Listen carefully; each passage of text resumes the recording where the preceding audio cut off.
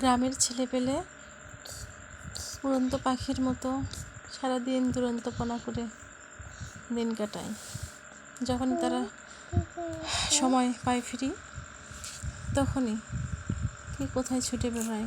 আর বৃষ্টির দিন হলে তো কথাই নেই, বৃষ্টিতে ভেজার কোনো ভয় নেই। কোন গাছে আম পেকেছে, কোন গাছে জাম পেকেছে,